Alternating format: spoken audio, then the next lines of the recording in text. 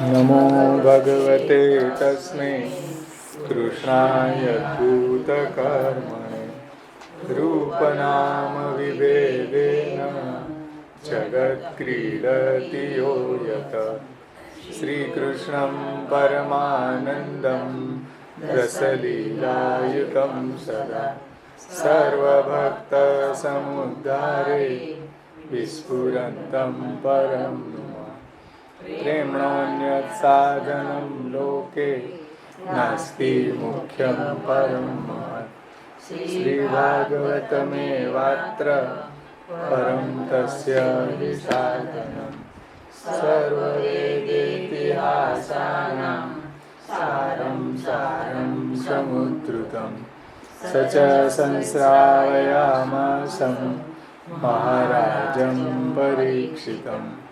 निगमकल्पतरोर्गलितं फलं सुखमुखादमृतद्रवसंयुतं पिबतं भागवतं रसमालयं मुहुरहो रसिका भुवि भावुका वन्दे श्रीकृष्णदेवं मुरनरकविदं वेदवेदान्तवेद्यम् लोके भक्ति प्रसिद्धे यदुकुलजलदो दासीदपार यस्यासीद्रूपमेव त्रिभुवनतरणे भक्तिवश्च स्वतन्त्रं शास्त्रं रूपं च लोके प्रकटयति मुदा यस्नो भूतिहेतु जन्माद्यस्य यतोऽन्वयादितरत चार्थे स्वभिज्ञस्वराट् तेने ब्रह्महृदाय आदिकवये मुह्यन्ति यत्सूरय तेजो वारिमृदां यथा विनिमयो यत्र त्रिसर्गो मृषा धाम्ना स्वेन सदा निरस्तकुहकं सत्यं परं धीमहि धर्मः प्रोज्झितकेतवोऽत्र परमो निर्मत्सराणां सतां वेद्यं वास्तवम् अत्र वस्तु शिवदम् तापत्रयोन्मूलनं श्रीमद्भागवते महामुनिकृते किं वा परेरीश्वर सद्यो रद्यवरुध्यतेऽत्र कृतिभिः शुश्रूषुभिस्तत्क्षणात्।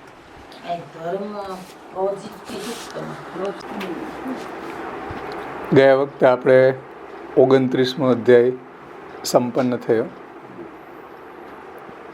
એમાં થોડું કારિકા ફરીથી એનું રિવિઝન કરવાનું રહી ગયું હતું. આગળની જે કારિકા છે એનાથી આખા અધ્યાયનો તાત્પર્ય શ્રી મહાપ્રભુજીએ સમજાવ્યું હતું 8 કારિકાથી. એને ફરી આપણે અવગાહન કરી જાય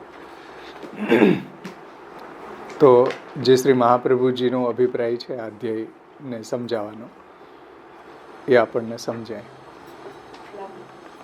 505 પેજ ઉપર છે. 505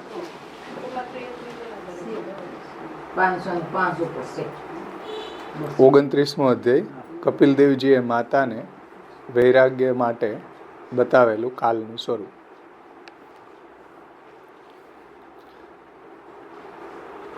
એમાં પ્રથમ કારિકામાં શ્રી આચાર્યજી આજ્ઞા કરે છે કે એવમ જ્ઞાન પ્રકરણ સાંગમ વૈ સુનિરૂપિતમ અતઃ પરંતુ વૈરાગ્યમ ચતુર્ભીર વિનિરૂપ્યતે.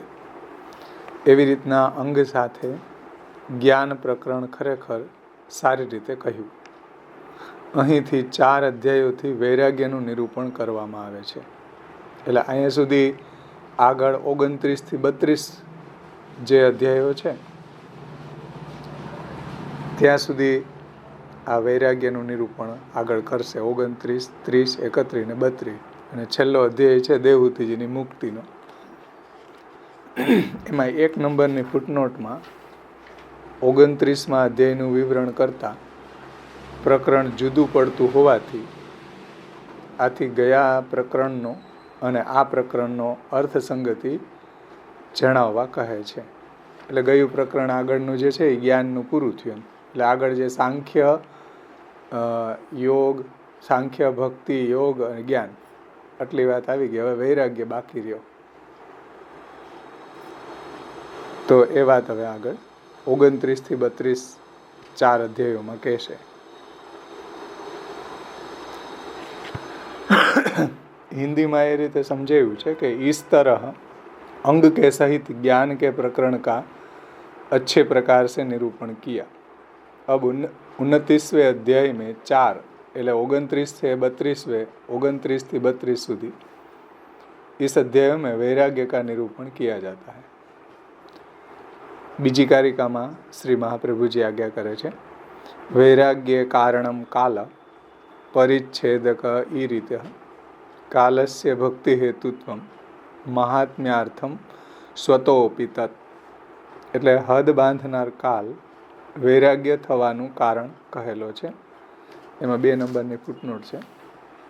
હદ બાંધનાર કાલ વૈરાગ્ય થવાનું કારણ કહેલો છે અને તે કાલ પહેલા એટલે આ 29મા અધ્યાયમાં વૈરાગ્ય કરાવનારી સગુણ ભક્તિનું કારણ હોવાનું અને પોતાથી જ મહાત્મ્ય વાળો હોવાનું કહે છે. એટલે આ જે કાલ છે એ આ સગુણ ભક્તિનું કારણ હોવાનું અને એ સગુણ ભક્તિથી અહીંયા વૈરાગ્ય કરાવનારી છે એ એનું ફલ છે. કારણ કે પ્રકરણ વૈરાગ્યનું છે તો એ સગુણ ભક્તિનું કારણ હોવાનું અને પોતાથી જ મહાત્મ્ય વાળો હોવાનું કહેલું છે.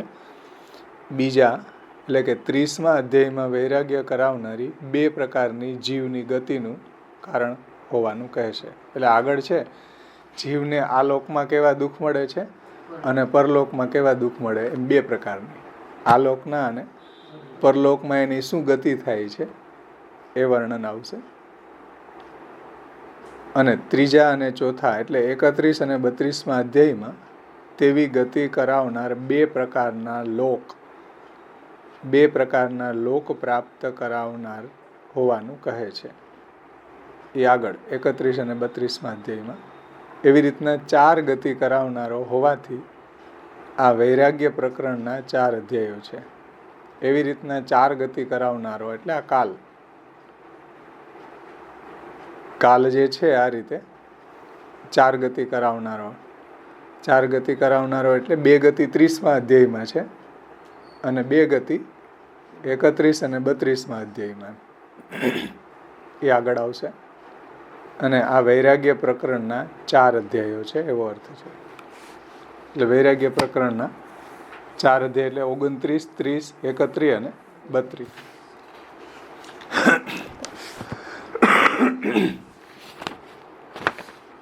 परिच्छेदक सीमा बांधने वाला काल वैराग्य में कारण है ऐसा कहा गया है. वह काल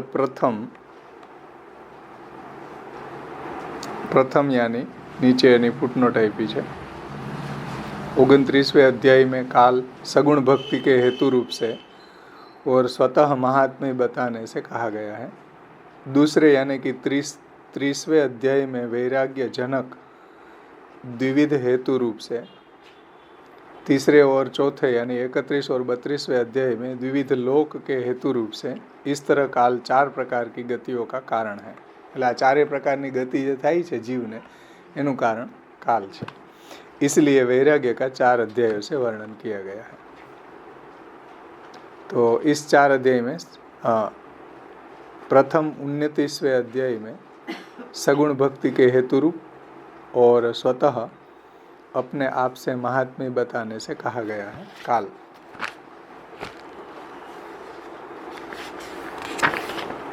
એ આપણે જોઈ ગયા. અત્યારે જો આ કારિકા જોઈએ તો ફરી આપણને એનું તાત્પર્ય સમજાય. હદ બાંધનાર કાલ વૈરાગ્ય થવાનું કારણ કહેલો છે.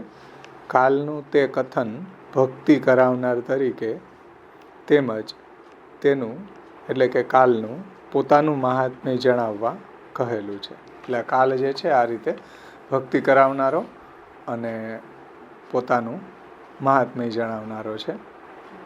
એટલે આ અધ્યાયમાં કાલનું એ રીતે વર્ણન આવશે, આપણે જોઈ ગયા.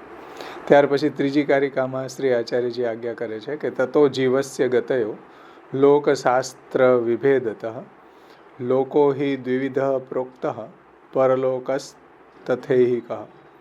પછી લોક અને શાસ્ત્રના પ્રકારથી જીવની ગતિઓ કહેલી છે. એમાં પહેલું પરલોક તેમજ બીજું આલોક, એમ લોક બે પ્રકારનો કહેલો છે. એટલે બે પ્રકારનો લોક છે અને જીવની ગતિ લોકના એંગલથી અને શાસ્ત્રના પ્રકારથી કહી છે. એમાં હિન્દીમાં એ રીતે સમજાવ્યું છે કે इसके अनंतर लोक और शास्त्र के भेद से जीव की गतियाँ कही गई है. लोक भी दो प्रकार का है, एक पारलौकिक और दूसरा ऐहिक.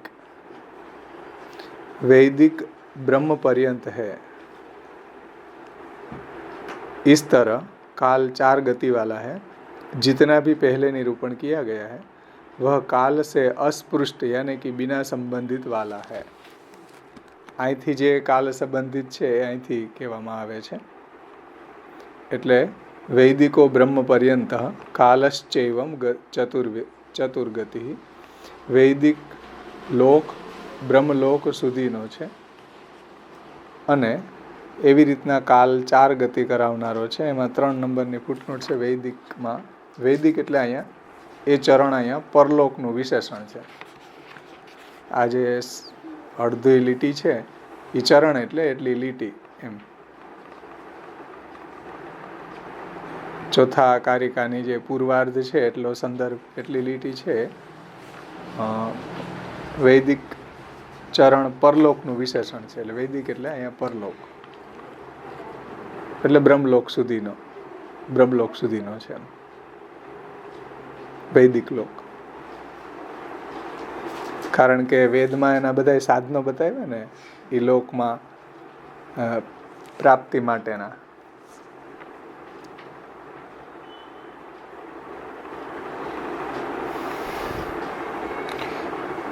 પછી આગળ કહે છે યાવન નિરૂપિતમ પૂર્વમ તત્કાલાસ્પૃષ્ટમેવ હિ અગ્રે સર્વમ કાલ સાધ્યમ અતો વૈરાગ્ય હેતુકમ. જેટલું પહેલાં કહેલું છે એ કાલના સંબંધ વિનાનું છે અને પછીનું સર્વ કાલથી પ્રાપ્ત થનારું છે. તેથી વૈરાગ્ય ઉત્પન્ન કરાવનારું છે. એમાં 4 નંબરની ફૂટનોટ છે. પહેલાં કહેલું એટલે તો કે ભક્તિ વગેરે પહેલાં પણ કહેલા છે. એટલે 25મા અધ્યાયમાં આગળ ભક્તિનું વર્ણન આવી ગયું. અહીં ફરીથી શા માટે કહે છે ભક્તિ વગેરે? આ 29મા અધ્યાયમાં ભક્તિ બતાવી ને સગુણ ને નિર્ગુણ ને એમ. તો એવી શંકા થાય તેથી આ કારિકા શ્રી મહાપ્રભુજીએ કહી છે કે અહીં તેઓ વૈરાગ્ય કરાવનારા હોવાથી વૈરાગ્યના કારણ તરીકે કહેલા છે. એટલે અહીંયા જે ભક્તિનું વર્ણન છે, કાલનું વર્ણન છે એ વૈરાગ્ય કરાવનારા છે. એટલે ભક્તિ પણ અહીંયા વૈરાગ્ય કરાવનારી છે એવા એંગલથી વર્ણિત છે. આગળ તો ભક્તિ સ્વતંત્ર ભક્તિનું વર્ણન આગળ આપણે જોઈ ગયા. વૈરાગ્ય દુઃખથી થયેલા અણગમાથી થાય છે. એટલે કોઈ બી વસ્તુમાં આપણને અણગમો થાય, દુઃખ થાય તો વૈરાગ્ય આવે. અને આ દુઃખ છે એ કાલને અધીન, કાલને લીધે થાય છે. પહેલા ભક્તિ વગેરે કહ્યા એ કાલના સંબંધ વિનાના હોવાથી દુઃખ વગેરે ઉત્પન્ન કરનારા ન હતા. આગળ 25મા અધ્યાયમાં ભક્તિનું વર્ણન આવી ગયું. ત્યાં કાલના સંબંધ વિનાના હોવાથી દુઃખ વગેરે ઉત્પન્ન કરનારા ન હતા અને તેથી વૈરાગ્ય કરાવનારા ન હતા. એટલે ત્યાં વૈરાગ્યને કોઈ પ્રશ્ન ન હતો. અહીંયા વૈરાગ્યનું પ્રકરણ ચાલી રહ્યું છે તો અહીંયા ભક્તિ જે છે એ પણ વૈરાગ્ય કરાવનારી છે એ રીતે. કારણ કે વૈરાગ્ય દુઃખથી થાય છે અને અણગમાથી થાય છે. એટલે અહીં વૈરાગ્ય લઈ આવવા માટે ભક્તિનું વર્ણન છે એ આપણે જોઈ લીધું છે 29મા અધ્યાયમાં. અહીં એ કાલથી થયેલા કહેશે તેથી વૈરાગ્ય ઉત્પન્ન કરાવવાના પ્રયોજનથી કહેલા છે. શું? ભક્તિ. આગળ જે ભક્તિ કહી હતી ત્યાં વૈરાગ્યનો કોઈ પ્રશ્ન ન હતો અહીંયા વૈરાગ્યની આવશ્યકતા છે, એટલે અહીંયા ભક્તિનું વર્ણન પણ વૈરાગ્ય થાય તે માટે કરેલું છે.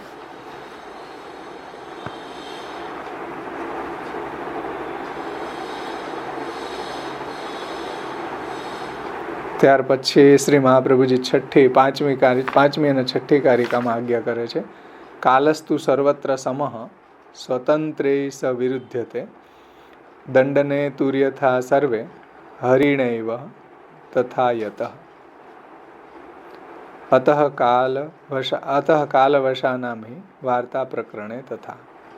એટલે કાલ તો સર્વ સ્થળે સમાન છે, તે સ્વતંત્ર પુરુષોનો વિરોધ કરે છે. કારણ કે હરિએ જ જેમ બધા યમને વશ કરેલા છે તેમ કાલને વશ કરેલો છે. તેથી આ પ્રકરણમાં કાલને વશ રહેનારાઓની તેવી વાર્તા છે. એમાં 5 નંબરની ફૂટનોટ છે. મૈત્રેયે તો 3:5-22 ભગવાનની લીલાઓ કહેવાની પ્રવૃત્તિ કરેલી. તેથી કાલને અધીન પદાર્થની વાત અહીંયા શા માટે કહે છે એવી શંકા થાય. તેથી આ કહે છે કે ભગવાને જેમ બધાને દંડ કરનાર યમને વશ કરેલા, એટલે યમરાજાને બધાય વશ છે, એમ યમરાજા બધાને લઈ જાય એ કાલનું સ્વરૂપ છે, તેમ કાલને પણ વશ કરેલા છે. એમ કાલ જે છે એ બધાને કંટ્રોલમાં રાખવા વાળો છે. જેમ યમરાજા છે એમ એ બધાને દંડ આપનારા છે, એમ કાલ જે છે એ પણ બધાને વશ રાખનારો છે. કાલ તો સર્વને સમાન છે અને સ્વતંત્ર રહેનારથી વિરુદ્ધ છે. તેથી જીવો સ્વતંત્રતા ન રાખે તે માટે ભગવાનની ઉપર જણાવેલા પ્રકારની લીલા તરીકે જ કાલને વશ પદાર્થોની વાર્તા મૈત્રેયજીએ એવા પ્રયોજનથી કહે છે કે ભગવાનની ચેષ્ટારૂપ કાલનો સ્વભાવ અને ભગવાને એને આપેલ અધિકાર જાણવામાં આવે. એટલે આ બધી વાર્તા એ મૈત્રેયજી વિદુરજીને એટલા માટે કહે છે કે ભગવાન ચેષ્ટામાં હું ચેષ્ટતે યસ્ય વિશ્વમ, એ કાલ છે ભગવાનની ચેષ્ટા છે, અને કાલનો સ્વભાવ અને ભગવાને એને આપેલ અધિકાર જાણવામાં આવે. એટલે કાલનો જે સ્વભાવ કેવો છે, બધાય પ્રત્યે સમાન છે, પણ બધાને એ ગ્રાસ કરી જાય છે, અને જે સ્વતંત્ર છે, અહંકારી છે, એવા લોકોને એ ખાઈ જાય છે કાલ. એટલે કે જીવો સ્વતંત્રતા ન રાખે. આપણે આગળ જોયું હતું જે વિમુખ છે, આળસ છે, પ્રમાદી છે, સંસાર આસક્ત છે, એવા બધાને કાલ છે એ ભરખી જાય છે.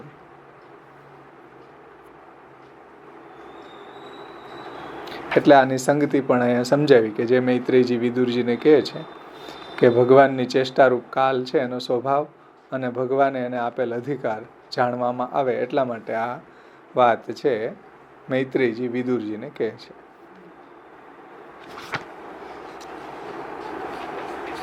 हिंदी में ये रीते समझायु है. आगे जो वर्णन किया जाएगा वह काल साध्य यानी कि काल से प्राप्त होने वाला है, अतः वैराग्य का हेतु है. काल तो सर्वत्र समान है, अतः वह स्वतंत्रो यानी स्वतंत्र पुरुषों से विरुद्ध है. जो स्वतंत्र पुरुषों છે એને સજા કરે છે. जिस प्रकार भगवान ने दंड नेता यम के अधीन सबको कर दिया है, उसी प्रकार भगवान ने सबको काल के भी अधीन कर दिया है. अतः काल के वशीभूत किए गए की वार्ता इस प्रकरण में है. એટલે આપણે અધ્યાય જોઈ ગયા ને કે કાલને વશ જે છે એની બધાની શું ગતિ થાય છે એ વર્ણન આ અધ્યાયમાં આપણે જોઈ ગયા. 29वें अध्याय में ससाधना यानी कि साधन सहित काल भक्ति का एवं काल के महात्म्य का विस्तार पूर्वक निरूपण किया गया. ये 7મી कारिका में श्री महाप्रभु जी आज्ञा करी. 39 अध्याय काल भक्ति ससाधना महात्म्यम चापि कालस्य विस्तरेण विनिरूप्यते. એટલે 29મા અધ્યાયમાં સાધન સાથે કાલથી થતી ભક્તિ અને વળી કાલનું મહાત્મ્ય વિસ્તારથી કહેલા છે. સર્ગે યદ્યસ્ય નોત્પત્તિર વૈરાગ્યમ ન ભવેત તતઃ આધિભૌતિક ભૂતાદિ આદિભૌતિક ભૂતાદિન એતાન્યપી ચ બોધતામ. જો સૃષ્ટિમાં આની એટલે 6 નંબરની, આની એટલે કાલના મહાત્મ્યની ઉત્પત્તિ ન હોત તો તેનાથી વૈરાગ્ય ન થાય. એટલે કાલનું મહાત્મ્ય એવું બતાવ્યું કે બધાને વૈરાગ્ય થઈ જાય એમ. અહીં સુધી મૈત્રેયે કહેલી કથાની સંગતિ જણાવી છે. આ આદિભૌતિક મહાભૂતો વગેરે પણ છે એમ જણાવવું. એમાં 8 નંબર આ વાક્યથી સુકે કહેલી કથાની સંગતિ અહીંયા જણાવેલી છે. હિન્દીમાં એ રીતે સમજાવ્યું છે. 29वें अध्याय में साधना साधन सहित काल भक्ति का एवं काल के महात्म्य का भी विस्तार पूर्वक निरूपण किया गया है. सृष्टि में यदि इस काल की उत्पत्ति न होती तो उससे वैराग्य नहीं होता. ये आदि भौतिक भूतादि है, ऐसा भी जानना चाहिए.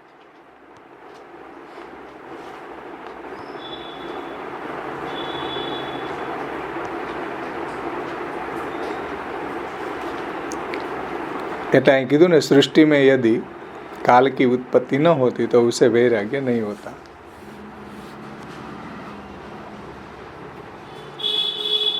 અહીંયા આપણે આ આગળ અધ્યાયનું અવગાહન કરી ગયા. પાછી કારિકા થોડી રહી ગઈ હતી, એટલે ફરીથી આજે આ અધ્યાયનું આપણને તાત્પર્ય સમજે 29મા અધ્યાયનું, એટલે આપણે ફરીથી કારિકાઓ જોઈ હતી. 30મા અધ્યાયની અંદર એન્ટર થતા પહેલાં આપણે થોડું ભાગવતજીમાંથી આખા અધ્યાયનું પારાયણ કરી લે, પછી આગળ જોઈએ શ્રી મહાપ્રભુજીને સુબોધનીજી દ્વારા.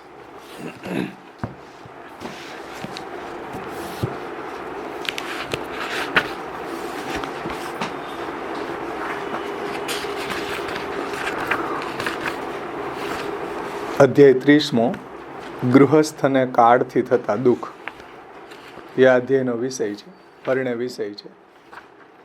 એમાં વિશેષમાં આ કાળ છે એ પોતાનું અંત લાવવાનું કામ ચલાવી રહ્યો છે. કાલ પોતાનું અંત લાવવાનું કામ ચલાવી રહ્યો છે.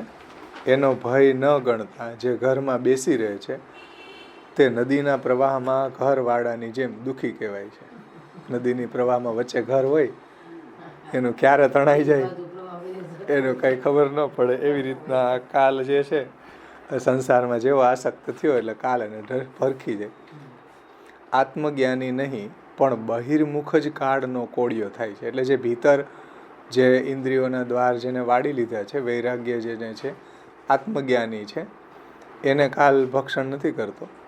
પણ જે બહિર્મુખ છે, વિષયાસક્ત છે, એને કાલ કોળિયો કરી જાય છે. તેથી બહિર્મુખને બંને લોકમાં કાળ દુઃખ દે છે એમ, આ લોકમાં ને પરલોકમાં. આ અધ્યાયમાં ગૃહસ્થને આ લોકમાં અને સ્વર્ગાદી પરલોકમાં જે મોટા દુઃખ પડે છે એનું ફરી જન્મ થતાં સુધીનું વર્ણન છે. ફરી જન્મ થતાં સુધીનું એટલે આ લોકનો જન્મ, પછી બધા નરકમાં ભોગે આવે ને ફરી પાછો જન્મ થાય ત્યાં સુધી. 18 શ્લોકથી જન્મથી મરણ સુધીનું વર્ણન છે. એટલે જ્યાંથી જન્મે ને મરે ત્યાં સુધીનું 18 શ્લોકથી વર્ણન, અને 16 શ્લોકથી જન્મથી મર્યા પછીથી પાછો જન્મે તેની અંદરના દુઃખનું વર્ણન કર્યું છે. અહીં વૈરાગ્ય પ્રકરણ હોવાથી પ્રપંચ વિસ્મૃતિ માટે આ બધું કહેવાની જરૂર છે. કારણ કે બધા પ્રપંચ એટલે જગત, આ બધા પદાર્થો, જાગતિક વિષયો, આ પદાર્થોમાંથી વૈરાગ્ય થાય એટલા માટે આ વાતને અહીંયા કહી રહ્યા છે કે ભાઈ બધા સંસારમાં જે આસક્ત છે, ડૂબેલા છે, એમાંથી નીકળી અને કંઈક આત્મકલ્યાણનો માર્ગ પકડે, આત્મજ્ઞાની થાય, કંઈ ભક્તિ કરે એમ. એટલે અહીંયા વૈરાગ્યાર્થ આ બધી વાતને સમજાવી છે. એમાં શ્રી ભગવાને કહ્યું કે બલવાન વાયુ જેવી રીતના મેઘમાળાને ભયજનક,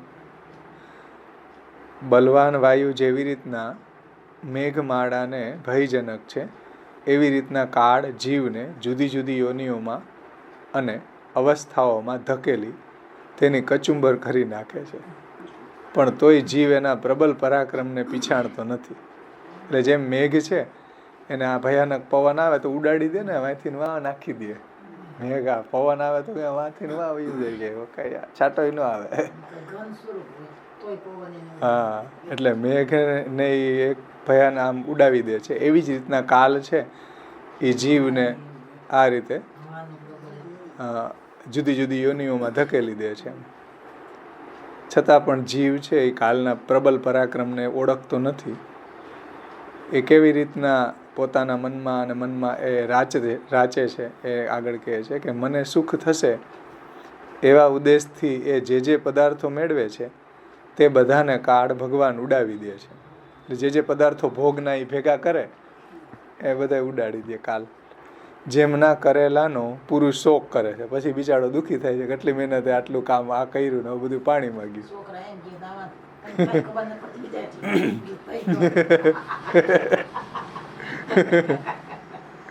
આપણે બે જવાનું.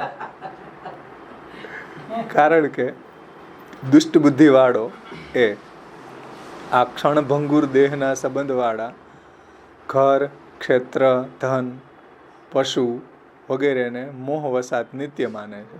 આ ક્ષણભંગુર દેહને નિત્ય માને છે, જાણે કે અહીંયા અમરપટ્ટો લખાવીને આવ્યો હોય એટલે દેહ, ઘર જાણે કે કાયમ રહેવાના હોય હજારો વર્ષ સુધી, એવું એ ભ્રાંતિથી માની બેસે છે. મોહવસાત એને નિત્ય માને છે, ધન ને પશુને. એટલે તો એમાં જ મથે છે, આખી જિંદગી એમાં જ વેડફી નાખે. જન્મમાં કરતા જે યોનિમાં ફરતા હોવું જોઈએ છે ને. હા, તો એ બરાબર છે. જન્મોમાં ફરતા, અનેક જન્મોમાં ફરતા. ને સુધારી લેજો. જૂનું હોય ને આમાં સુધારી, મેં નવું આવ્યું 96 ને એમાં ફરતા હોવું. અનેક જન્મમાં એ ફરતા જે યોનિમાં માણસ દેહને ધારણ કરે છે તે યોનિમાં સુખ એટલે કે સ્ત્રી, અન્ન, નિંદ્રા પ્રાપ્ત કરે છે, પણ એમાં વિરક્ત થતો નથી. એટલે જે બી યોનિમાં જાય ન્યાય અને સ્ત્રી, અન્ન, નિંદ્રા, આહાર, નિંદ્રા, ભય, મૈથુન બધી યોનિમાં મળે. એ પછી પશુ પક્ષી હોય કે સાવ હીન જાતિ હોય, બધી જગ્યાએ તમે જુઓ તો એની અંદર આ સુખ એને આહાર, નિંદ્રા, ભય, મૈથુન વગેરે અને સ્ત્રી, અન્ન, નિંદ્રા પ્રાપ્ત કરે છે, પણ એમાં એ વિરક્ત નથી થતો ક્યારેય કોઈ બી યોનિમાં. એમ પુરુષ નરકમાં રહેતા પણ નારકી દેહને છોડવાને ઈચ્છતો નથી, કેમ કે નારકી યોનિમાં પણ દેવ માયાથી મોહ પામી તે સુખ માને છે. એટલે નારકમાં જે યોનિ મળે કીડાઓની એવી ત્યાં હીન યોનિ સાવ, એમાં એને નરકની અંદર પડેલા પદાર્થ ખાવામાં પોતાને સુખ માને છે. છતાં પણ એ ભગવાનની માયાથી એટલો મોહિત થઈને એમાં એને વૈરાગ્ય નથી આવતો. પ્રાકૃત આત્મા દેહ, સ્ત્રી, પુત્રો, ઘર, પશુ, દ્રવ્ય અને બંધુ એ 6 અંગો વાળો છે. આ પ્રાકૃત આત્મા, આ દેહ, એને 6 અંગો છે. આ સ્ત્રી, પુત્ર, ઘર, પશુ, દ્રવ્ય અને બંધુ. એની બુદ્ધિ એમાં ચોટેલી હોવાથી એના ભારથી એ દુઃખી થાય છે. આમ છતાં એ પોતાના આત્માને બહુ સુખી માને છે અને વૈરાગ્ય થવો જોઈએ એને બદલે એ એમાં પ્રીતિ કરતો જણાય છે. એટલે આ સ્ત્રી, પુત્રો, ઘર, પશુ, દ્રવ્ય, બંધુ એમાં એ પોતાને સુખી માને છે. વૈરાગ્ય થવાને બદલે એમાં એ આસક્ત રહે છે. આમનું પોષણ વગેરે કરવામાં અંગે અંગમાં લાગે છે. આમનું એટલે આ સ્ત્રી, પુત્ર, પશુ બધાયનું પોષણ કરવામાં એને કમાવવું પડે ને. એટલું બધું ફેસિલિટી કરી હોય તો પછી પૈસા વધારે જોઈએ એને મેન્ટેન કરવા માટે. તો એમનું પોષણ કરવામાં અંગે અંગમાં લાગે છે. તો પણ એ દુષ્ટ અંતઃકરણ વાળો મૂઢ આંખો મીચીને પેટ ભરીને પાપ કરે છે. બધેથી પૈસા લેવામાં પછી પૈસા લેવા ઇન્કમ વધારે જ કરવી તો કંઈક પાપે કરવું પડે ને. એમને તો આ મહેનતથી કમાતા હોય માણસ, એ કેટલું કમાય? એનું ગુજરાન આનંદથી ચાલે અત્યારે, એટલી માંડ કમાય. બાકી પૈસા પટારો ભરવો હોય તો બધી કાળા ધોળા કરવા પડે, બધું કરવું પડે, પાપાચરણ કરે પડે. તો બંને લોકનો નાશ કરનારી કુલટા સ્ત્રીઓના કપટપૂર્ણ વચનોને એનો પ્રેમ માની અને પાગલ થઈ જાય છે. અને એનો આત્મા નાના બાળકોની કાલી ઘેલી બોલીમાં આસક્ત થઈ એ તરફ આકર્ષાઈ જાય છે. એટલે નાના બાળકો વગેરે એવું બોલતા હોય તો હરેક માણસને એમાં મોહ થઈ જાય ને એમ. ઘર કપટ ધર્મવાળું અને દુઃખ પ્રધાન હોય છે. તેમાં સાવધાન થઈને જે દુઃખ આવે તેનો ઉપાય કરે છે અને પોતાને સુખી માને છે. માથે કમરતોડ ભાર લાદેલો હોય છતાંય માણસ પાણી પીતા જેમ સુખ માને અને માથા ઉપરના બોજાનો વિચાર ન કરે એવો ગૃહસ્થાશ્રમીને જાણવો. ગૃહસ્થાશ્રમી એવો જ છે કે માથે ભારી મૂકી હોય, શેઢો આવે હવે થોડીક વાર એક ગ્લાસ પાણી પી લે, પાછી ઉપાડીને તો જવાની જ છે. એ ભાર થોડીક વાર પાણી પીવે એટલે એમ સુખ માને, હકીકતમાં સુખ નથી. ગૃહસ્થાશ્રમીનું આવું જ છે એવું ભગવાન કહે છે. આ બધું વૈરાગ્ય થાય એટલા માટે કહી રહ્યા છે. જ્યાં ત્યાં કરેલી ઘણી હિંસાથી પ્રાપ્ત કરેલા ધનથી પુરુષ તેઓનું પોષણ કરે છે. તેઓનું એટલે સ્ત્રી પુત્ર વગેરે, જેનાથી તે નરકમાં જાય છે. પોતે તો એમને ખવડાવતા પીવડાવતા બચેલું અને ખાઈને જ નિર્વાહ કરે. પોતાને વાય તો આ બધાને ખવડાવતા પીવડાવતા પછી વધે એને ખાવાનું, બીજું શું કરે? કારણ કે બધાને બટાલિયન ભેગી કરી હોય તો પેટ તો ભરવાને ને. પોતાની જીવિકાને માટે એટલે આજીવિકાને માટે વારંવાર શરૂ કરવા છતાંય આજીવિકા તૂટી પડતા એનો લોભ ઘણો વધી પડે છે. એનાથી એ અધીર થઈ જાય છે અને પછી ચોરી કપટ વગેરે કુમાર્ગો વડે કોઈ લખપતિ ગુરુ અથવા તો દેવ મંદિરના પૈસા પડાવવાની સ્પૃહા કરે છે. એટલે કોઈ વધારે દ્રવ્યવાળો હોય એને કેમ પૈસા પડાવી લેવા કે દેવ મંદિરના લઈ લેવું, એવું એની બુદ્ધિ એવી ભ્રષ્ટ થઈ જાય છે એમ દ્રવ્ય માટે. એમ કરતાં પણ સ્ત્રી પુત્રાદિકનું પોષણ કરવામાં એ અસમર્થ નીવડે છે. પરંતુ ભાગ્ય મંદ હોવાથી ઉદ્યમ કરવા છતાં પણ તેને ફળ મળતું નથી અને એનો ઉદ્યમ નકામો જાય છે. લક્ષ્મી ચાલી જાય છે અને રંક થઈ જાય છે. એવી સ્થિતિમાં પણ એ લક્ષ્મીનું ધ્યાન કરતો શ્વાસ લે છે અને પરલોક તરફ દ્રષ્ટિ કરતો નથી કે ભાઈ મારું આવી બીનું હવે આ ભગવાનનું નામ લ્યો, આમાંથી વૈરાગ્ય કાઢો, કંઈક આત્મોદ્ધારનો પ્રયત્ન કરો, એવું એને વિચારે ન આવે. કેવી એની કરુણતા છે.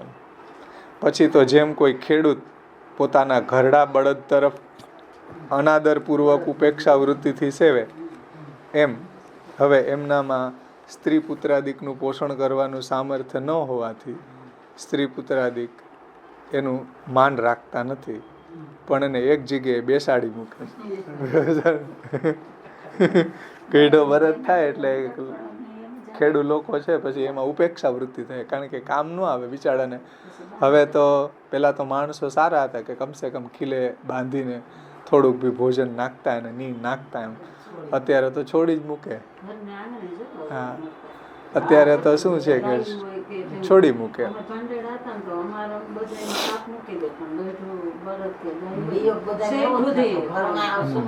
પેલા ન ભાવતા એમ, હવે અત્યારે તો છોડી જ મૂકે. હવે તો કોઈ રાખતું જ નથી, ટ્રેક્ટરથી જ ખેતી કરે. એટલે આ બધા પણ ભગવાને દ્રષ્ટાંત ત્યારે એનું આપ્યું છે.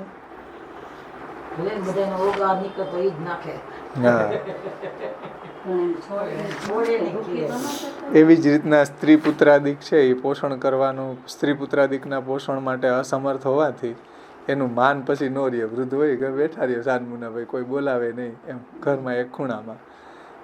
પેલા એને જ બધાનું પોષણ કર્યું હોય, બધું કર્યું હોય, એને પછી કોઈ ભાવ ન પૂછે. આમ છતાં પણ એને એમાં વૈરાગ્ય થતો નથી. એ જોવાની ખૂબી કે આમ છતાંય તો એમાં એને પ્રેમ રહે, બીજી એ જોવાની. એટલે એટલું એને એ લોકો બોલાવે નહીં કે બધું એનું અપમાન કરે કે વગેરે, તો પણ એને વૈરાગ્ય નથી થતું. પોતે જેનું પોષણ કર્યું હતું એવા પુત્ર વગેરે દ્વારા દેહ નિર્વાહ કરતો ઘડપણથી બેડોળ બનેલો અને ઘરમાં મરવાની તૈયારીમાં પડ્યો રહે છે. કૂતરાની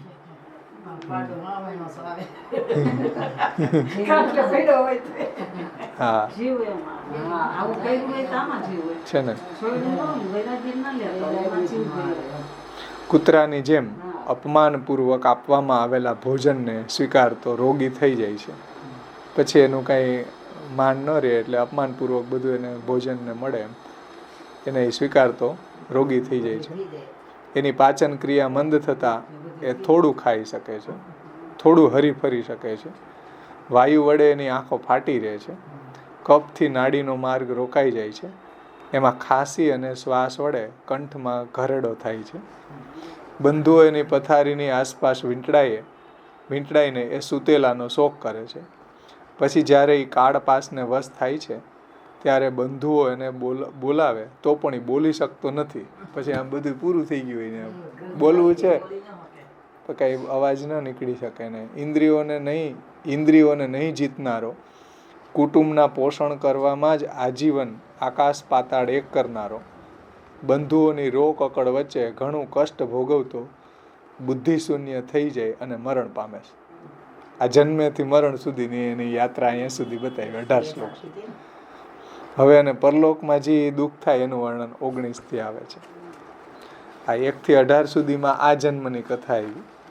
19 થી 34 માં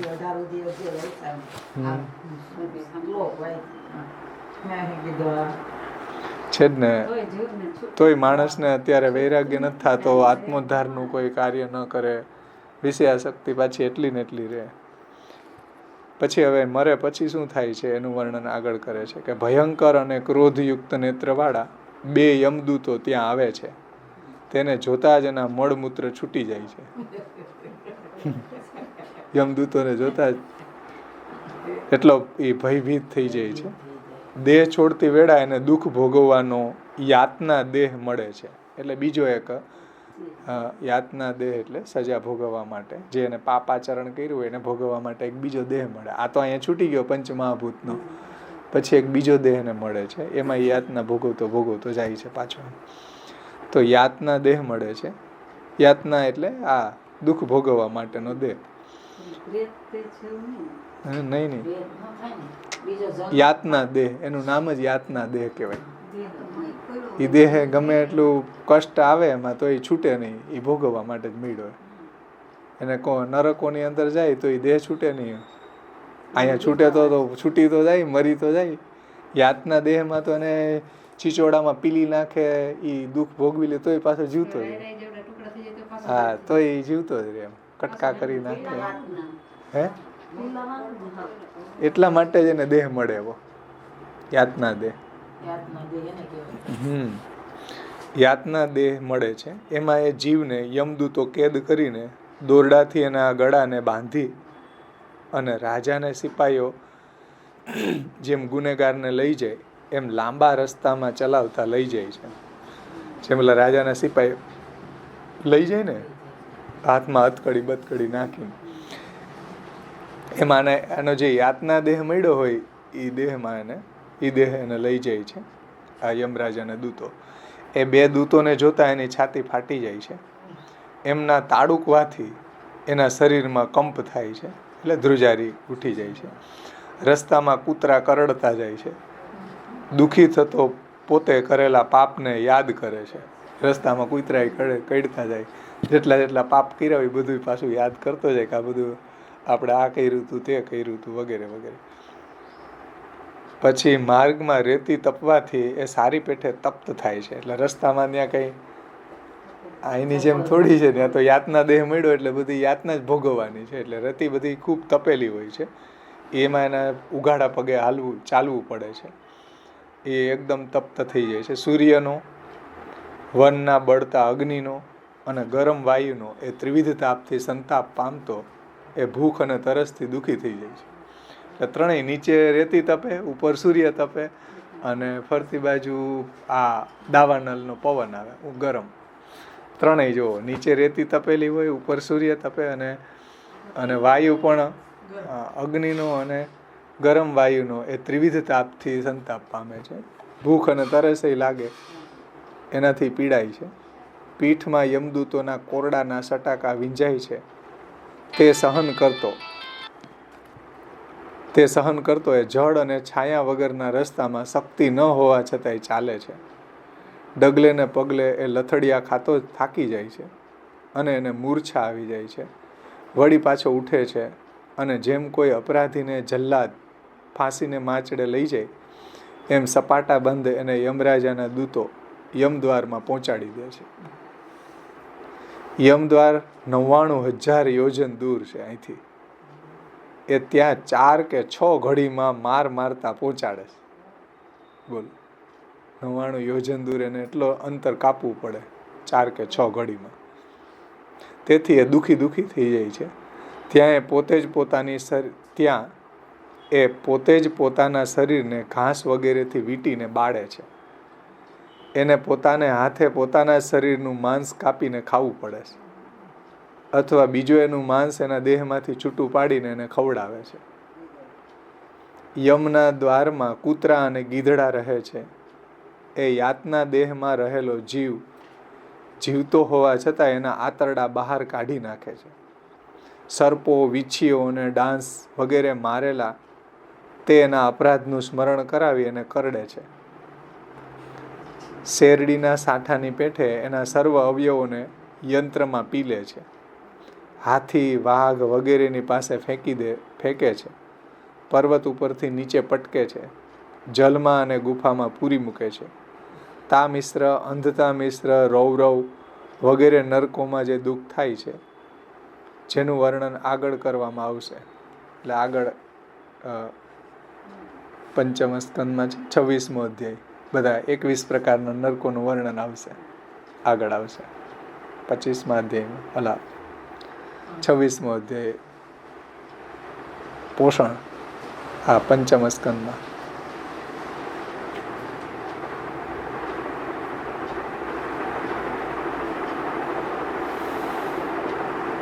તામિશ્ર, અંધતામિશ્ર, રૌરવ વગેરે નરકોમાં જે દુઃખી થાય છે, જેનું વર્ણન આગળ કરવામાં આવશે, તે બધી યાતનાઓને એ જીવ ભોગવે છે.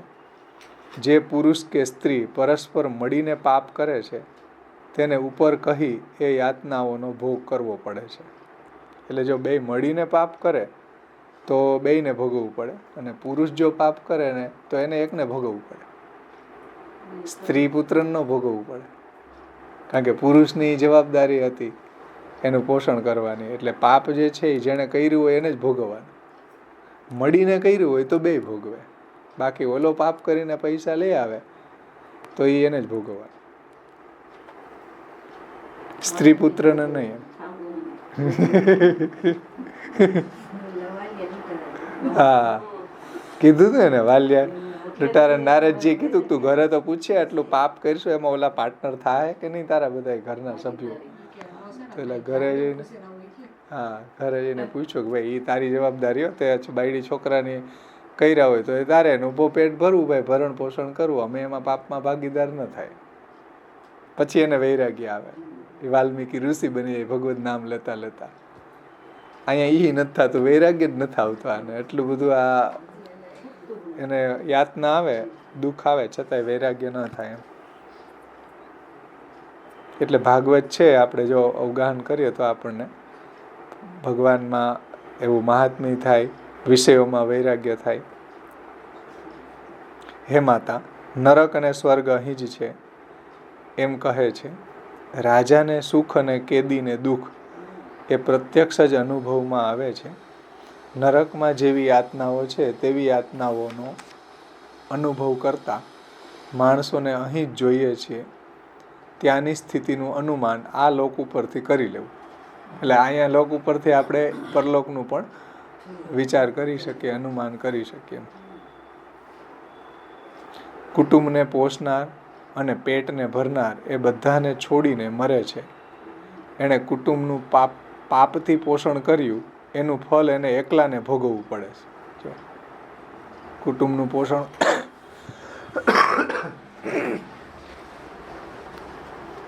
એટલે એ એકલો ભોગવે છે. શરીર સહિત આ લોકમાં બધું છોડીને એ નરકમાં જાય છે. એ પાપરૂપી ભાતુ સાથે લઈ જાય છે. એટલે ભાતુ તો એ જ આવે, કાંઈ જમીન કે પૈસા એવું તો કાંઈ આવવાનું નથી. જે એને પાપ કે પુણ્ય જે બી કર્યું છે એ ભેગું આવશે. પાપરૂપી ભાતુ સાથે લઈ જાય છે. પ્રાણીઓનો દ્રોહ કરીને એણે પાપ કરેલું તે માર્ગમાં ભોગવતો જાય છે. દેવથી એને કરેલા બધા જ પાપ આવી મળે છે. તે બધાને નરકમાં ભોગવે છે. રાગવાળો પૈસા ચાલ્યા જતાં દુઃખી થાય છે, એમ દેહ અને કુટુંબ જાય તો પણ એની વાસના મોજૂદ હોવાથી એ દુઃખ ભોગવે છે. કેવળ અધર્મ જ કરીને કુટુંબને પોષતો માણસ અંધતા મિશ્ર નામના છેલ્લા નરકમાં જાય છે. ત્યાં ગયેલો પાછો આવતો નથી. મનુષ્ય લોકથી નીચેના લોકમાં જેટલા દુઃખ હોય છે એ બધા ક્રમશઃ ભોગવીને એમાંથી નીકળી જાય ત્યારે એ પવિત્ર થાય છે. એમ શુદ્ધ થયેલો એ જીવ પાછો આ લોકમાં આવે છે. પાછો આવી ગયો એટલે શુદ્ધ થાય ને, મતલબ કે આ બધું એનું પાપાચરણ ભોગવાઈ જાય બધું, પછી કાંઈ એકાઉન્ટ ન રહે, પછી પાછો એનો જન્મ થાય છે. એટલે એનું સાયકલ ચાલ્યા જ કરે છે આવું. ઇતિ શ્રીમદ ભાગવત તૃતીય સ્કંદમાં 10મા જીવ મુક્તિ પ્રકરણનો બીજો ગૃહસ્થને કાલથી થતા દુઃખ નામનો 30મો અધ્યાય સંપૂર્ણ થયો. આ અધ્યાયનું આપણે પારાયણ કર્યું. હવે આપણે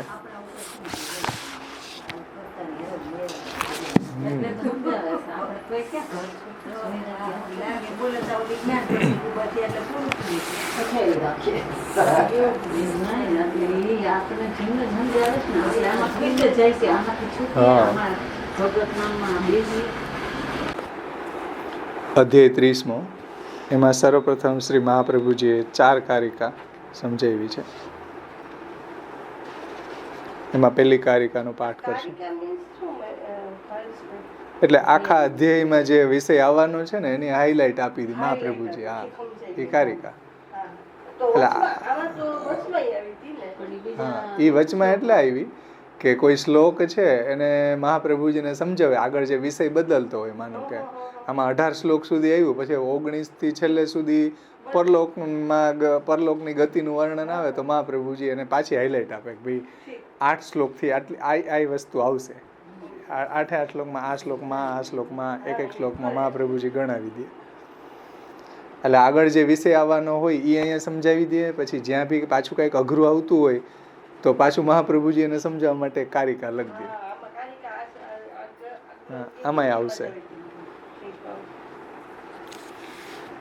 એમાં ગૃહस्थी को काल से होने वाले दुख એ અધ્યાયનો વર્ણ વિષય છે. એની પ્રથમ કારિકાનો પાઠ કરશું આપણે. અભિતઃ કાલ કાર્યેષુ યો મૂઢો વર્તતે ગૃહે નદી પ્રવાહે ગૃહવત સદુઃખીતિ નિગદ્યતે. જે મૂઢ કાલના કાર્યો મધ્યે ભય પામ્યા વિના નદીના પ્રવાહમાં ઘર હોય તેની પેઠે ઘરમાં રહે છે તે દુઃખી કહેવાય છે. એમાં 1 નંબરની ફૂટનોટ છે નીચે. 30મા અધ્યાયનું વિવરણ કરતા સુખ પરીક્ષિત અને મૈત્રેય ઉદ્ધવ નહીં પણ અહીંયા વિદુર, મૈત્રેય વિદુરના 2 સંવાદોની સંગતિ પહેલા કહેલી હોવાથી તેનું ભાન થાય. કારણ કે તૃતીય સ્કંદમાં મૈત્રેયજી વિદુરજીને કહે ને બધી કથા, અને સુખદેવજી છે એ પરીક્ષિતજીને કહે છે. એ 2 સંવાદોની સંગતિ પહેલા કહેલી હોવાથી તેનું ભાન થાય તે માટે આ કહે છે. સુખ પરીક્ષિતના સંવાદમાં દુઃખ જ તન્માત્રા તરીકે કહેલું છે. એટલે આ 5 તન્માત્રા છે ને, શબ્દ, સ્પર્શ, રૂપ, રસ અને ગંધ, એનાથી એ દુઃખનું કારણ છે ને, તન્માત્રા. મૈત્રેય ઉદ્ધવના સંવાદમાં 2 લોકનું અર્થ પુરુષાર્થ તરીકે નિરૂપણ કરેલું છે. એ જ પ્રમાણે ગયા અધ્યાયમાં ભેદ જોનારી દ્રષ્ટિ જ મહાભૂતો તરીકે જણાવેલી છે. ભેદ જોનારી દ્રષ્ટિની નિંદા કરી હતી ને આગળના ગયા અધ્યાયમાં. ભેદ જોનારી દ્રષ્ટિ જ મહાભૂતો તરીકે જણાવી છે, અને તેનાથી થતા ભક્તિ વગેરે જ ધર્મ પુરુષાર્થ તરીકે જણાવેલા છે. એટલે આગળ 29મા અધ્યાયમાં પહેલા ભક્તિનું વર્ણન કર્યું ને, પછી કાલનું વર્ણન આવ્યું. તો એ ભક્તિ વગેરે જ ત્યાં ધર્મ પુરુષાર્થ તરીકે જણાવેલા છે. અને અહીંયા જે છે આ મૈત્રેય અને ઉદ્ધવના સંવાદમાં એ 2 લોકનું અર્થ પુરુષાર્થ તરીકે વર્ણન કરે છે. આ લોક પરલોક એ તો આપણે આગળ આવશે ને, હમણાં અધ્યાયમાં પણ આપણે જોયું. એમાં હિન્દીમાં એને એ રીતે ખુલાસો કર્યો છે કે જો ના સમझ यानी कि मूर्ख काल के कार्य में भय न समझता हुआ घर में ही रहता है, वह नदी के प्रवाह के अंदर रहने वाले घर की तरह दुखी हो जाता है. એટલે એમ નદીના પ્રવાહમાં ઘર હોય તો એને તણાવવાનો જ વારો આવે. એમ જે સંસારમાં જે આસક્ત છે, કાલના કાર્યોનો જેને ભય નથી, એવો લોકો દુઃખી થાય છે. પછી બીજી કારિકામાં શ્રી મહાપ્રભુજી આજ્ઞા કરે છે, બહિર્મુખો હિ કાલસ્ય વિષયોનાત્મદર્શનઃ અતો બહિર્મુખમ કાલઃ લોક્યોર દુઃખદ સ્મૃતઃ. લોક્યોર દુઃખદ સ્મૃતઃ. કારણ કે કાલનો વિષય બહિર્મુખ છે, આત્માના જ્ઞાનવાળો નથી. તેથી બહિર્મુખને બંને લોકમાં કાલ દુઃખ આપનારો ગણાયેલો છે. એટલે કાલનો વિષય કોણ બને છે? જે બહિર્મુખ છે. એ કાલ કેને ભર ખાઈ જાય, બહિર્મુખ છે. એમ જે આત્માના જ્ઞાનવાળો છે, એટલે અંતર્મુખ છે, એને કાલ ભક્ષણ નથી કરતા. તેથી બહિર્મુખને બંને લોકમાં, એટલે આ લોક ને પરલોકમાં કાલ દુઃખ આપનારો ગણાવેલો છે. भगवद रूप काल से जो बहिर्मुख होता है, जो आत्मदर्शी नहीं होता, वह काल का विषय होता है. अतः बहिर्मुख को ही काल इस लोक में तथा परलोक में दुख देने वाला कहा गया है. ત્યાર પછી ત્રીજી કારિકામાં શ્રી આચાર્યજી આજ્ઞા કરે છે,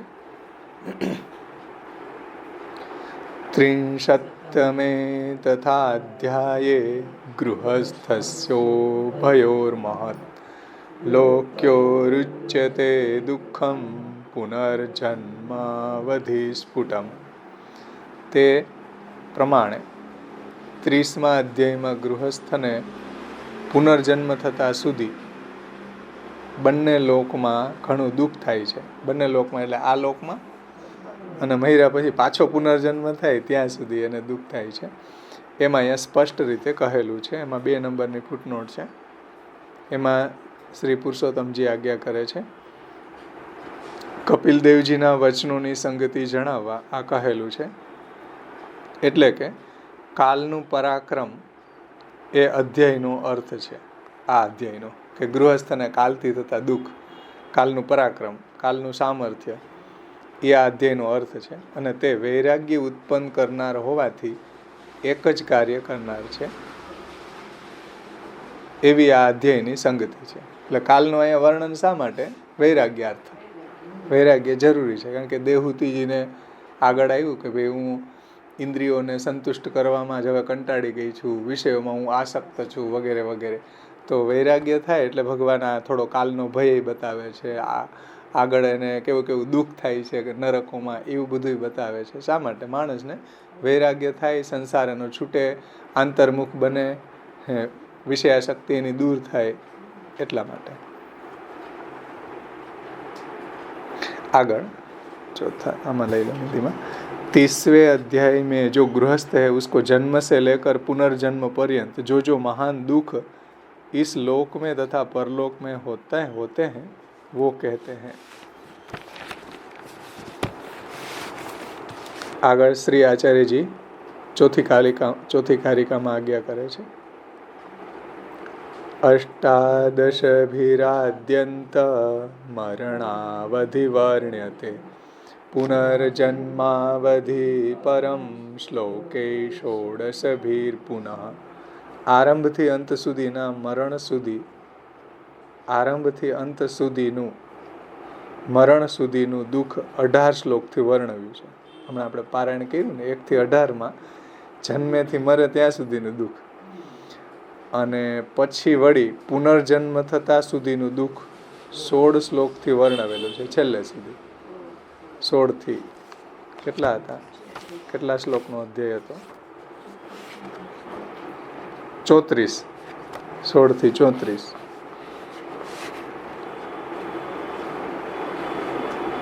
16 શ્લોકથી, અને પુનર્જન્મ થતા સુધીનું દુઃખ 16 શ્લોકથી વર્ણવેલું છે. જો આગળ હમણાં આપણે પારાયણ કર્યું ને તો આ વાત આપણને ક્લિક થાય ને. જો હાઇલાઇટ આપી મહાપ્રભુજી કેટલા શ્લોકથી શું શું આવશે, આ કારિકામાં જ મહાપ્રભુજીએ સમજાવી દીધું કે ભાઈ આ કાલનો ભય નથી. કેવો છે તો કે જેમ બંને બાજુ જલ હોય, નદીને પ્રવાહમાં ઘર બાંધીને રહે, એવું દુઃખી થાય એમ. એટલે આ બધું આખું જે આખો અધ્યાય આપણે વાંચી લીધો, એટલે મેં કારિકા પાછી વાંચી હમણાં. ઓલા આગળના અધ્યાયની કારિકા પાછી વાંચવાનું કારણ જ એ હતું કે આખા અધ્યાય પછી આપણે કારિકા વાંચીએ ને તો આપણને પાછું આખું મહાપ્રભુજીએ જે કીધું છે એનું દ્રઢ કરવા માટે. એટલે અધ્યાય પૂરો થાય પછી આ કારિકા આપણે પાછી વાંચવું. પણ અધ્યાયનું પારાયણ કર્યું તો આપણને આ વાત સમજમાં આવે કે શ્રી મહાપ્રભુજી આગળ જે વિષય આવવાનો છે એને કઈ રીતે હાઇલાઇટ કર્યો એમ, એ વિષયને. આરંભથી અંત સુધીનું, મરણ સુધીનું દુઃખ 18 શ્લોકથી વર્ણવેલું છે. પછી પુનર્જન્મ થતા સુધીનું દુઃખ 16 અધ્યાયોથી વર્ણવ્યું છે. 18वें श्लोक से तो पहले जन्म से लेकर मरण पर्यंत के दुखों का वर्णन किया गया है और उसके अनंतर 16 श्लोकों से पुनर्जन्मावधि दुखों का वर्णन किया गया है. આ 4 કારિકાથી જે આગળ વિષય આવશે શ્રી મહાપ્રભુજી આપણને એ સમજાવી દીધું. હવે પ્રથમ શ્લોકના ઉત્થાનિકામાં શ્રી આચાર્યજી આજ્ઞા કરે છે કે ભગવાન વિષ્ણુ કાલ બહિર્મુખ રહેતા દુઃખ આપે છે. ભગવાન વિષ્ણુ કાલ એટલે ભગવાન વિષ્ણુ, કાલ એટલે ભગવાન વિષ્ણુ. જે લોકો બહિર્મુખ છે એને દુઃખ આપે છે. એ ન જાણવાથી મનુષ્ય દુઃખ પામે છે એમ કહેવા આરંભમાં નીચેના શ્લોકથી તેનું અજ્ઞાન કહે છે. એટલે મનુષ્યનું અજ્ઞાન, કાલના સ્વરૂપનું એને જ્ઞાન નથી એટલે અજ્ઞાનના કારણે એ દુઃખી થાય છે. काल जो भगवान विष्णु है उससे बहिर्मुख होने पर उसकी बाधकता को नहीं जानकर जो दुख प्राप्त करता है उसे कहने के लिए पहले अज्ञान को कहते हैं. એટલે જીવ છે એનું અજ્ઞાન. શ્રી ભગવાન ઉવાચ, ભગવાન કહે છે શ્લોક 1, તસ્ય જનો નૂનમ નાયમ વેદોરુ વિક્રમમ કાલ્યમાનોપી બલિનો વાયોરીવ ઘનાવલે.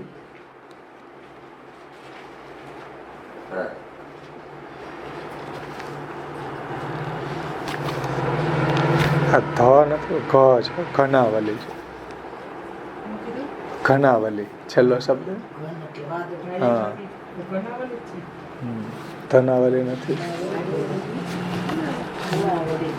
હા, જેમ વાદળાઓની હાર વાયુને વશ છે, એટલે વાદળાઓની હાર જેમ પવન આવે ને એને આ બાજુ પવન હોય તો આ બાજુ નાખી દે વાદળાઓને, તો જેમ વાદળાઓની હાર વાયુને વશ છે એમ તે આ બલવાન કાલને વશ પ્રાણી તેનાથી પ્રેરાતો હોવા છતાંય ખરેખર તેના ઘણા પરાક્રમને જાણતો નથી.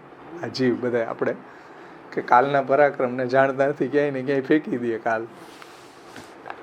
શ્રી આચાર્યજી એના સુબોધિનીજીમાં આજ્ઞા કરે છે, પહેલા જે સર્વને ભય ઉત્પન્ન કરનારો કહ્યો તે જ આ કાલ છે. આ એટલે એમાં 1 નંબરની ફૂટનોટ છે.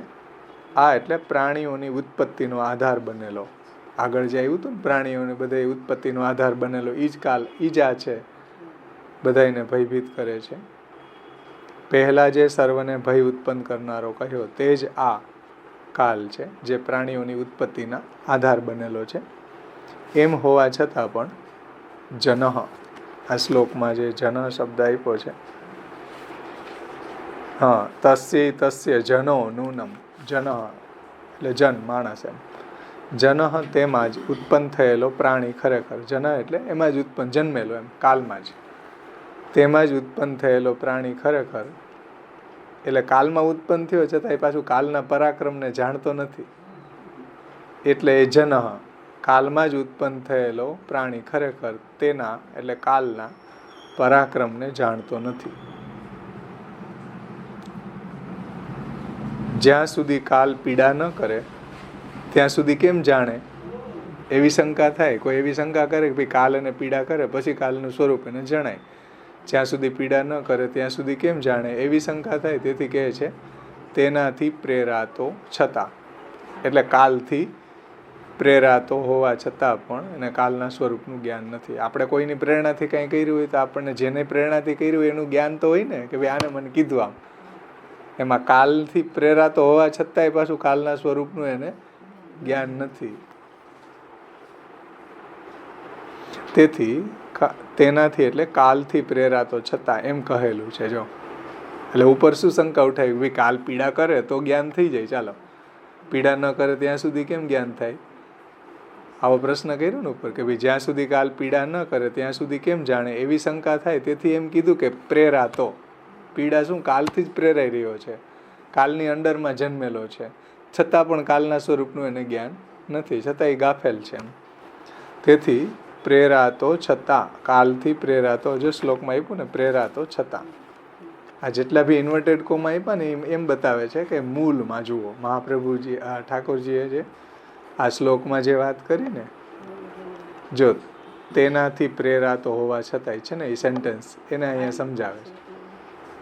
એટલે જેટલા નાનુલાલભાઈએ જો બહુ સાવધાનતાથી ઇન્વર્ટેડ કોમાં મૂકી દીધું, એ શું બતાવે? શ્લોકનો શબ્દ એનું વ્યાખ્યાન હવે મહાપ્રભુજી કરે છે. કયા કયા શબ્દનું વ્યાખ્યાન આચાર્ય ચરણો કરે છે એને ઇન્વર્ટેડ કોમાં કરીને એને સમજાવી દીધું કે આ શ્લોકનું જનહ, તો તેમાં જ ઉત્પન્ન થયેલો જન્મેલો પ્રાણી, કેમાં? કાલમાં. એટલે એ વાત ખાસ સમજવી જોઈએ કે કયા શબ્દનું વ્યાખ્યાન શ્રી મહાપ્રભુજી કરે છે. નહીં તો આમ સીધું વાંચી જાય તો ખબર ન પડે. હા, એટલે કયા કયા શબ્દનો શું અર્થ મહાપ્રભુજીએ સમજાવ્યો, એટલે નાનુલાલભાઈએ એને ઇન્વર્ટેડ કોમાં મૂકી દીધો. જે શ્લોકનો શબ્દ છે ને, જો બે બાજુ આમ ટપકા કરી દીધા ને, જનની બે બાજુ ઇન્વર્ટેડ કોમાં કરી દીધું. કોમાં કરી દીધું એનો મતલબ કે એ શ્લોકનો મૂળ છે, મૂળ શબ્દ છે, એને મહાપ્રભુજી આ રીતે સમજાવ્યા. તો જો તેનાથી પ્રેરાતો છતાં, એ જો ઇન્વર્ટેડ કોમાં મૂક્યો, એ શ્લોકનો શબ્દ છે, એમ કહેલું છે. તેનાથી પ્રેરાતો અથવા તો પીડાતો હોય, એટલે કાલથી પ્રેરાતો, કાલથી દુઃખી થતો, પીડાતો હોય, તેને વશ રહેતો હોવા છતાંય તેના પરાક્રમને જાણતો નથી. કાલને વશ છે, કાલથી પીડાય છે, કાલની અંડરમાં રહે છે, કાલમાં એને ઉત્પત્તિ થઈ છે, છતાંય કાલના સ્વરૂપને જાણતો નથી, કાલના પરાક્રમને જાણતો નથી. કાલથી પ્રેરાતો અથવા તો કાલથી પીડાતો હોવા છતાં પણ, તેને વશ રહેલો હોવા છતાં પણ તે કાલના પરાક્રમને જાણતો નથી. સંબંધ રહિત હોય તેની તેણે કરેલી કોઈક વાર થતી પીડા સહન કરી શકાય.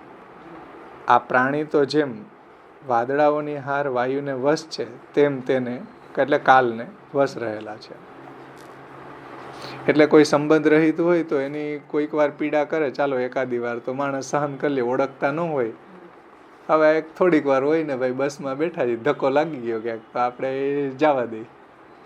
અહીં શું કે, જો સંબંધ રહિત હોય તેની તેણે કરેલી કોઈક વાર થતી પીડા સહન કરી શકાય. કોઈક વાર આપણે કોઈ એવો અજાણી વ્યક્તિ અરે કંઈક પ્રોબ્લેમ થઈ ગઈ તો આપણે ચાલો જવા દઈએ, લેટ ગો કરી દઈએ. પણ જે આપણા ભેગા રહેતા હોય ને એ કંઈક કરે તો પછી લેટ ગો ન કરીએ આપણે. જો એટલે કહેવાનું તાત્પર્ય છે કે કાલ જે છે પ્રાણી તો જેમ વાદળાઓની હાર વાયુને વશ છે, એમ સંપૂર્ણ રીતે કાલને વશ છે. એમ છતાં એ જાણતો નથી, એમ જોવાની ખૂબી, છતાં એને એનું જ્ઞાન નથી થતું. કે રોજ આટલો દુઃખી થાય છતાં એને કાલના સ્વરૂપનું જ્ઞાન નથી થતું. ચાલો કોઈક વખત સંબંધ હોય ને કોઈ વખત કોઈની પીડા થઈ હોય તો આપણે ભૂલી જાય. એટલે એક એક્ઝામ્પલ આપ્યું કે ભાઈ સંબંધ રહિત હોય તેની તેણે કરેલી કોઈક વાર થતી પીડા સહન કરી શકાય. એમ રસ્તામાં જઈ રહ્યા છે ને કોઈ પાણી ઉડાડીને વી ગયું, ચાલો શું કરવું, એને ક્યાં પકડવા જાઓ? આપણે કંઈક જવા દો ને ભાઈ, હવે ગારો ઉડી ગયો, અત્યારે ચોમાસામાં પ્રોબ્લેમ થાય ને. તો આપણે શું કરીએ? એટલે એ સંબંધ રહિત છે ને, એ સંબંધ રહિત છે, અને ક્યારેક ભૂટાકો થાય, કોઈક વાર હોય આવું, તો આપણે એને લેટ ગો કરી દઈએ. પણ જે સાથે જ નિત્ય રહેતા હોય ત્યાં આવું ન થાય. કહેવાનું તાત્પર્ય છે કે પ્રાણી તો જેમ વાદળાઓની હાર વાયુને વશ છે, એમ હંમેશા એ કાલને વશ છે, અને કાલથી પીડાયેલો રહે છે, કાલથી દુઃખી રહે છે, અને કાલથી પ્રેરાય છે, અને કાલમાં જે ઉત્પન્ન થયો છે છતાં પણ કાલના સ્વરૂપને જાણતો નથી, એમાં એ ગાફેલ રહે છે. નીચેના શ્લોકમાં સર્વ કાર્યોમાં એનું તેણે કરેલું દુઃખ કહે છે. કઈ રીતે આ દુઃખી થાય છે જીવ, એનું અહીંયા આગળ કહે છે. શ્લોક 2.